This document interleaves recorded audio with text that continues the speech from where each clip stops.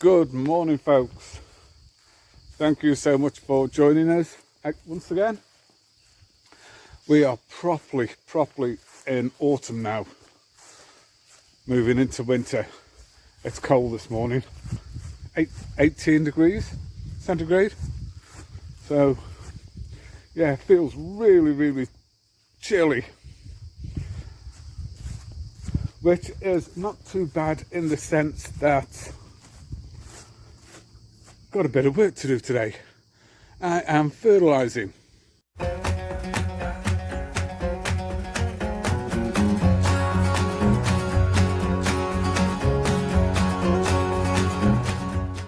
Alright, so the fertiliser is chuck manure. It's what we use predominantly. Okay, so hopefully you can see there it's a low nitrogen base. Got your phosphorus, potassium. So it is actually a composted poultry manure. So composted because sort of fresh chicken manure is high in nitrogen. It's referred to as a hot fertiliser. It has to be composted to reduce the amount of nitrogen. We could get chuck manure from local chicken farms, but you don't really know how well composted it is. So then you'd have to bring it in, compost it yourself, and then you need a shed to compost it because the rainfall we have, if it wasn't undercover, it'd just be washed away anyway. Although it's probably more expensive to find this easier. These bags are 25 kilo bags because we normally get a 1 ton bulk bag, but they didn't have any in. I have my scoop. I know exactly how much is weight-wise is in this, and that will be me for today and probably even for tomorrow.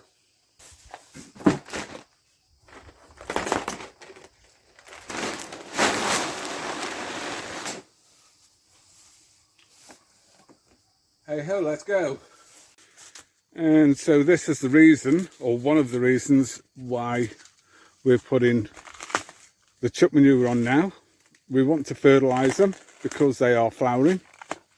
If you give too much nitrogen, you'll put the tree more into vegetative growth rather than fruiting.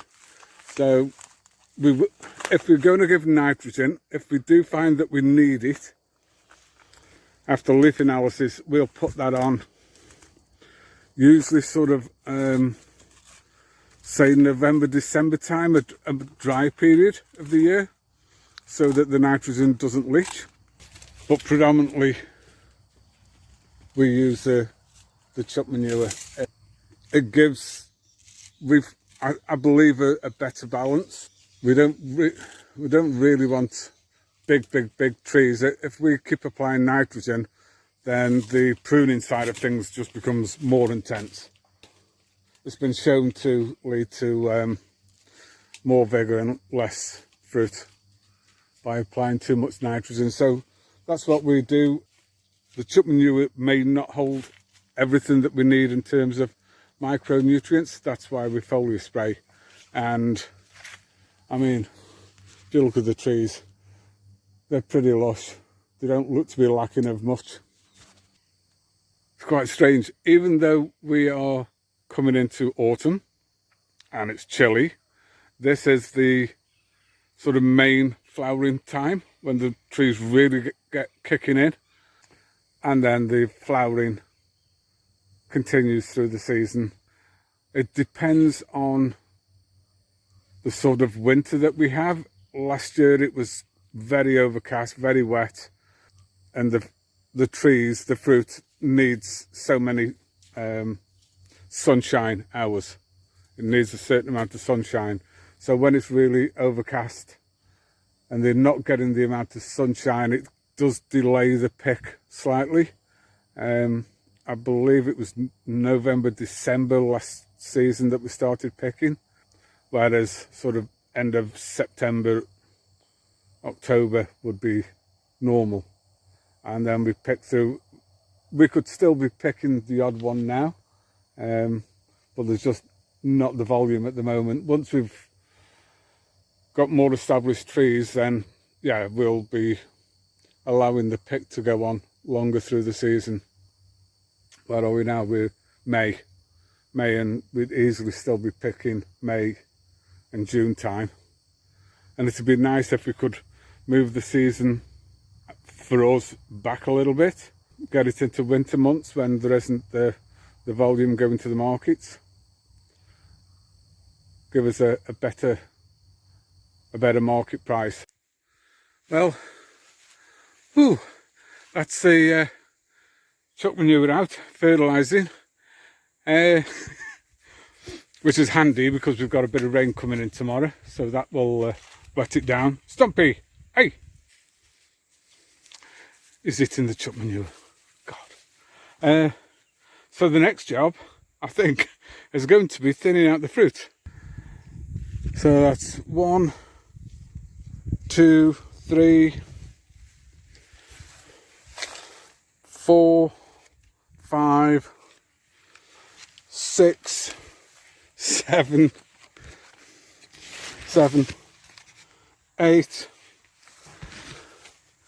That's 8 that I can see just here. So yeah, 8 stalks, that would be 16 or 24. Way too many fruit. Way too many. So I've kind of opened them up somewhat here so that air flows through, but I've still got to do the height. So I'll get stuck into taking the height off them and at the same time thinning the fruit out.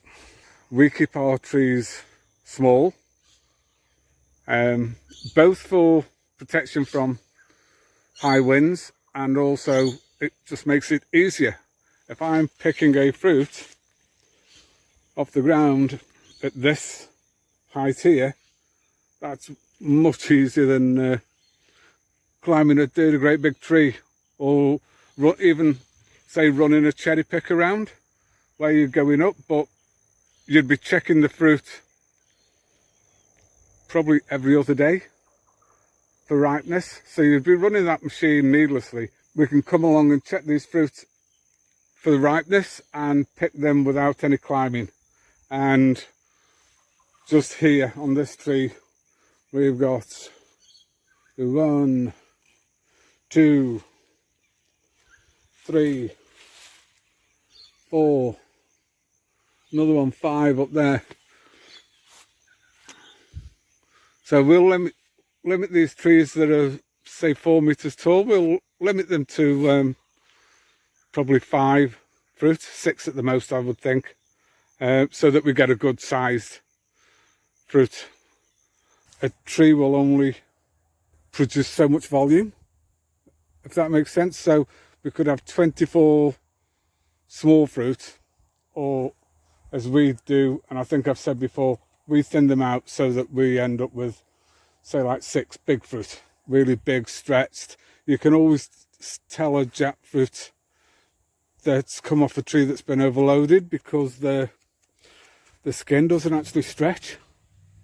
It stays a little bit spiny because there's too much fruit for the tree to produce. Because if it's got a small root system, because the tree's kept small, then firstly you can only put so much fertiliser on at a time. There's no point chucking 20 kilograms on a very, very small root system because it can't absorb it. And it can only take up so much nutrient to produce the volume of fruit.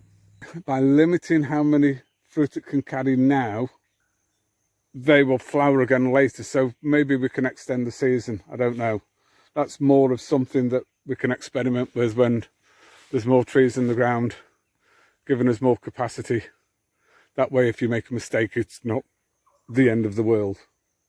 G'day folks, today we are continuing to thin out the jackfruits. So if we've got small trees, sometimes we won't even let them fruit, because what we want is the tree to keep developing itself. So we'll take all the fruit off if it's a small tree. Once they get to about 3 years old and are pretty established, then we like to limit the fruit to about 2 fruit per branch. So for this tree that we're standing next to now, this is one of our freestanding trees that we've shaped into the vase shape. This has got 5 branches, and so we'll want to limit each branch to 2 fruit. So then each tree will be limited to 8 to 10 fruit. So this is one branch, and you can see here that it's got a stalk coming off the main trunk. It's in a good position because it's a nice thick trunk, so it's going to hold the weight of the fruit. But this stalk has got 1, 2, 3 fruit on the one stalk. And we really don't want that. We want it to be able to put its energy into just one fruit so that that fruit gets nice and big. So what we tend to do is we'll wait a little bit longer before we start chopping off the 2 that we don't want, because we want to see what kind of shape they develop. So for example, this one here, these 2 fruits are both coming off the same stalk.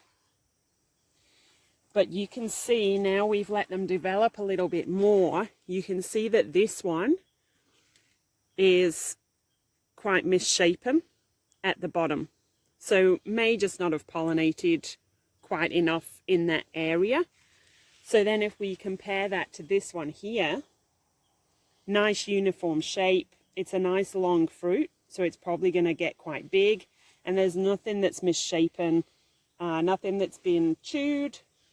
So what we'll probably do now is take this one off in favor of this one, and we'll let this one continue to develop. But then it's important that we keep coming around, because there's nothing to stop this stalk from sending out more fruit after. So we can cut this one off now and say, great, we've got the 1 fruit. And then we come round again and it's got more fruit coming off. So you got to keep an eye on them. The other things we look for when we're thinning out the fruit and trying to select which ones we want to keep is where it's positioned on the tree. So something like I showed you before that's here, it's on a nice thick branch that can hold the weight of the fruit. It's going to be in a good position for us to be able to check it continually and for ease of picking. We would choose that over something that has flowered high up in the tree that we can't keep an eye on properly and is going to be harder to pick and will require ladders, for example. We also will look at whereabouts they're flowering. So sometimes they will flower on quite thin branches, and it's got to be able to take the weight of potentially a 12-kilo fruit. So we want them coming off nice thick branches. We also don't want them ending up resting near or on top of other branches. So we look for something that's going to be in an ideal space, good airflow, not going to be impacted by other branches or, for example, on the trellising by the trellis wires. Okay, so we're going to keep this one. We're going to take this one off. So we've moved on to the next tree now, and this is an example of one that we will take off because it's on a really thin branch that is not going to be able to take the weight of this fruit. It's also misshapen. You can see it's quite banana shaped. So this one definitely will come off. So up in here, Where are you looking? there are so many fruit, and they are all really high up. You might have to come round with your extension pruner for them. And there's too many anyway, and some of them are quite far away from the main branch. If they're close to that main branch, yeah, on the secondary it's okay, but when they get really far out, that's definitely too high. And this one is starting to get towards the end of the branch, but this one is quite close to the trunk and probably will be not too bad a height. given that this branch hasn't got any other fruit lower down. But that's not to say that we won't get fruit lower down potentially. We may keep one of those that's in not too bad a position. Keep it for now. If we get better fruit lower down, It can, yeah. it'll come off. Yeah. So this is an example of where we have already come round and taken off the second fruit in favour of this one. And the sneaky little thing has gone and flowered again. It's definitely much easier to manage the freestanding trees when we're coming round to thin out and make sure that we've got the right amount of fruit. It's just so much easier because you can clearly see I've got 1, 2, 3, 4 branches, and with the trellising it's a lot harder, and also you're having to navigate trellis wires and branches on top of branches, which can then therefore impact the fruit because the fruit ends up resting on the wires, resting on other branches, whereas with the freestanding, just so much simpler to visualize and work out, and then your fruit is hanging in a really nice place with good airflow and no impact from other things around it. All right, folks, we are going to leave it there for you. We are going to keep thinning out. Yeah. And if you enjoyed this video, don't forget to give it a big thumbs up. Thank you so much for watching, and we'll see you next time. It really is appreciated, the support and the comments. Thank you very much. Thanks, guys. Bye.